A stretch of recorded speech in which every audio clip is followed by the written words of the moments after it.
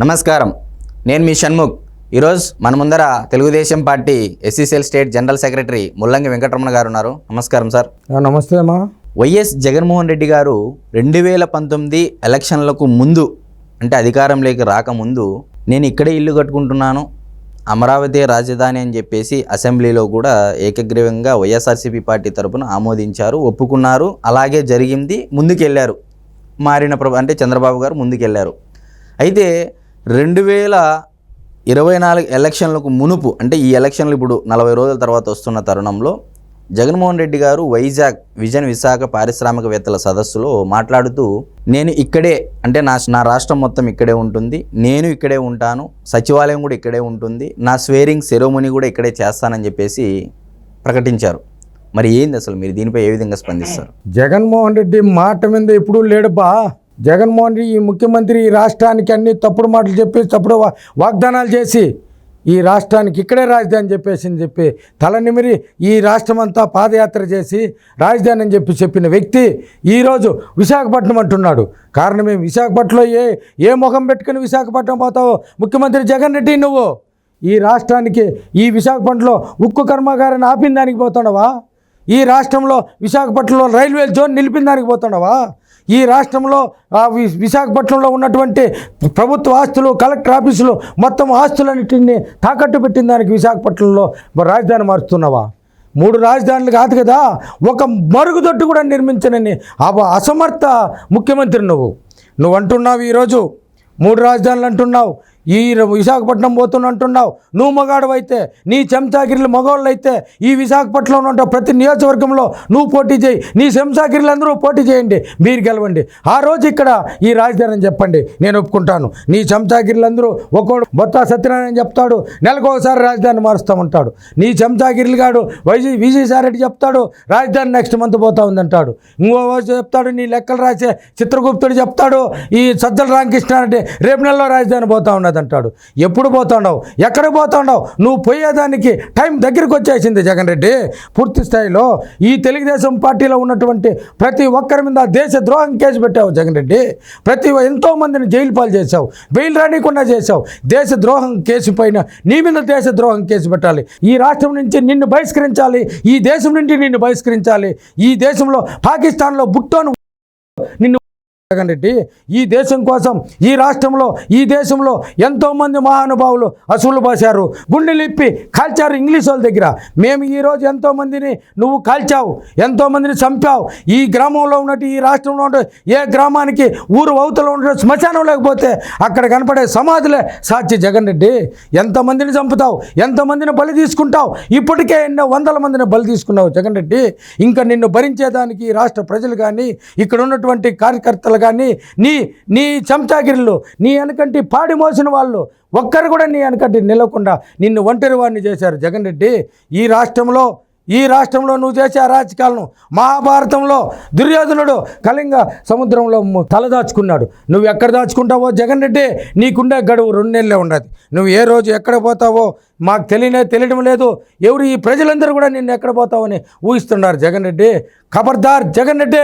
ఇటువంటి ఈ దేశానికి స్వాతంత్రం తెచ్చిన సమరయోధులు ఏ విధంగా అసూలు బాశారు, ఈ రాష్ట్రాన్ని తరిమి కొట్టేదానికి, ఈ రాష్ట్రంలో నీ పాలన అంతమొందించేదానికి ఈ ముల్లంగి వెంకటరమణ కంకణం కట్టుకున్నాడు జగన్ రెడ్డి.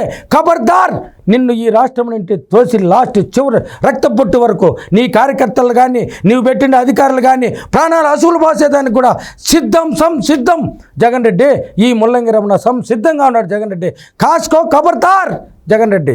మరైతే రాజధాని లేకోకుండా దేశంలో ఏ ముఖ్యమంత్రి ఇప్పటివరకు పరిపాలన చేయలేదు.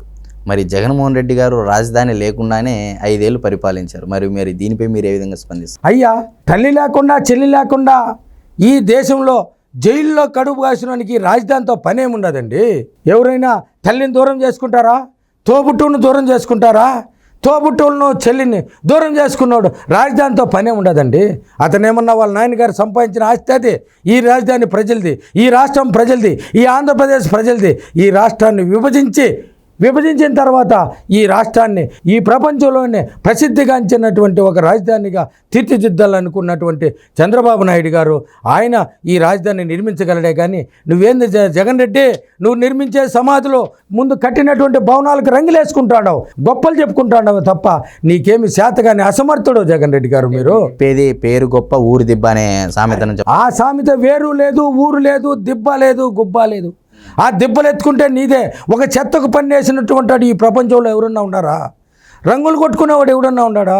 సమాధులకు రంగులు కొట్టేవాడు ఉన్నాడా? ప్రభుత్వం నుంచి ఈ రాష్ట్రంలో ఉంటుంటే రైతులకు వచ్చే భూములు కాడేసిన నమ్మరాలకు రంగులు కొట్టేవాడు ఉన్నాడా? నువ్వు రంగులు కొట్టుకోవాలా, నీ జైలుకు నువ్వు ఉండేటటువంటి జైలుకి కొట్టుకోవాలా, నీ ఫ్యాక్టరీకి కొట్టుకోవాలా, నీ భారతీయ సిమెంట్కి కొట్టుకోవాలా, నువ్వు పెట్టిన స్కాచ్ ప్రెస్కి కొట్టుకోవాలా జగన్ రెడ్డి? మరి అయితే జగన్మోహన్ రెడ్డి గారు నాది పేదల ప్రభుత్వము, సంక్షేమ ప్రభుత్వం అని చెప్పేసి ప్రతి పథకాన్ని బటన్ నొక్కుతూ ప్రజలకు అందిస్తున్నామని చెప్పేసి అంటా ఉన్నారు. ఇన్ని లక్షల కోట్లు మేము ప్రజలకు నేరుగా అకౌంట్లోకి వేసామని చెప్పేసి చెప్తా ఉన్నారు. మీరేమో అసలు చేయలేదని చెప్పేసి చెప్తా ఉన్నారు. మరి ఏంది అసలు? అయ్యా, పేదలు 10% ఉంటే ఇప్పుడు 90% ప్రజలకు పేదలు అయిపోయారండి. 90% పేదలు చేశావు, 80% రైతులందరూ పేదలు అయిపోయారు. ఏ పారిశ్రామికవేత్తలందరూ ఈ రాష్ట్రాన్ని వదిలి వెళ్ళిపోయారు. ఒకరన్నా ఈ పారిశ్రామికవేత్తలు ఉండారా? లేరే. ఎవరన్నా ఒక విద్యార్థులు చదువుకున్న నిరుద్యోగులు ఉండారా? లేరే. ఈ రాష్ట్రంలో నిరుద్యోగులందరూ నీకు వాతేశారు. మొన్న జరిగినటువంటి ఎమ్మెల్సీ ఎన్నికల్లో నీకు 3 వాతలు వేశారు. ఒక్కరైనా నువ్వు ఒక ఎమ్మెల్సీ గెలుచుకున్నావా? ఏ ముఖం పెట్టుకుని మాట్లాడుతున్నావు జగన్ రెడ్డి? నువ్వు చెప్పు, నోరు తెరిచి మాట్లాడుతున్నావు. అయితే వైఎస్ఆర్సీపీ సాలిడ్ ఓట్ బ్యాంక్ అయినటువంటి ఎస్సీ, ఎస్టీ, మైనార్టీ, బడుగు బలహీన వర్గాలు ఉన్నటువంటి ఈ రెడ్డి సామాజిక వర్గం సంబంధించి సాలిడ్ ఓట్ బ్యాంక్ వైఎస్ఆర్సీపీ పార్టీకి. మరి మళ్ళీ వాళ్ళకేం సమాధానం ఇస్తారు జగన్మోహన్ రెడ్డి గారి ప్రభుత్వం గురించి? జగన్మోహన్ రెడ్డి సమాధానం ఎవరికి ఇస్తాడండి? జగన్మోహన్ రెడ్డి ఏ రోజన్నా ప్రెస్ మీట్ పెట్టాడా? ఏ రోజన్నా వచ్చిందే ఈ పక్క ఈ మధ్య తిరుగుతున్నాడు సిద్ధమని. ఈ సిద్ధానికి ఎన్నికలప్పుడు వచ్చాడు. ఈ 5 సంవత్సరాల్లో ఏ రోజన్నా వచ్చిన చరిత్ర ఉందా? ఈ జగన్ రెడ్డి ఈ రాష్ట్రంలో తిరిగిన చరిత్ర ఉందా? ఎవరండి నీకు చెల్లెలు? ఎవరండి నీకు తమ్ముళ్ళు? నీ తమ్ముళ్ళు ఎవరండి? నీ చిన్నాయన చంపినోడు తమ్ముడు. నీ చెల్లి నిన్ను గద్దె దింపి నేను జైలుకి పోవాలంటే ఆమె నీ చెల్లెలు. ఈ రాష్ట్రంలో ఉండే వాళ్ళంతా ప్రజలు నీ చెల్లెలని చెప్పుకోవద్దు. సిగ్గుచాటి జగన్ రెడ్డి. మేమంతా మీ చెల్లెళ్ళా? మా భూములు అంటే మా ఆస్తులు కొట్టేయాలా? నువ్వు చెల్లెలు వచ్చే నువ్వు తమ్ముళ్ళుగా అన్నదమ్ములుగా వచ్చి ఈ ఇంటికి పెద్ద కొడుకు నుంచి మా ఆస్తులు రాపించుకోవాలని వచ్చావా? మా ఆస్తులన్నీ కుదవబెట్టేదానికి వస్తున్నావా నువ్వు? ఖబర్దార్ జగన్ రెడ్డి, నిన్ను బహిష్కరిస్తాం. దళితులు కానీ ముస్లిమ్స్ కానీ ఏ గ్రామంలోకి వచ్చినా నువ్వు ఒంటరిగా నడువు చూద్దాం. నీకంతా మళ్ళీ బందోబస్తు దానికి. నువ్వు ఇంతమందికి సేవ చేసినటువంటి వాడు ఏ గ్రామంలో బందోబస్తు లేకుండా నడువు చూద్దాం. హెలికాప్టర్లో పోతావు. 1 కిలోమీటర్ పోవాలంటే కూడా హెలికాప్టర్లో పోతావు. ఒక్క రోజన్నా నడిచిపోయావా? చుట్టూరు డేరాలు కట్టుకొని తిరుగుతున్నావు. ఈ డేరాల లోపల తిరుగుతున్నావు. డేరాలు లేకుండా ఒంటరిగా తిరుగు. ధైర్యంగా తిరిగి జగన్ రెడ్డి. ధైర్యంగా ఓట్లు అడిగి జగన్ రెడ్డి. అప్పుడు గెలువు జగన్ రెడ్డి. చివరిగా మీరు ఆంధ్రప్రదేశ్ రాష్ట్ర ప్రజలకు ఏం పిలుపునిస్తారు? ప్రజలారా, ఈసారి జగన్ రెడ్డిని కన్నా ఎన్నుకుంటే మొత్తం పోకెత్తుకొని పోవాలి. ఈ రాష్ట్రాన్ని ఇప్పుడుగా తాకట్టు పెట్టేశాడు, రాజధాని పెట్టేశాడు. ఇప్పుడు ఉండేటువంటి మన ఆస్తులు మీ అన్నదమ్ముడు అంటున్నాడు, చెల్లెళ్ళారా అంటున్నాడు, అన్నలారా అంటున్నాడు, అమ్మలారా అంటున్నాడు. ఏం మన ఆస్తులు, పాస్తులు, ఇండ్లు ఇవన్నీ రాపించుకొని కుదవబెట్టేదానికా?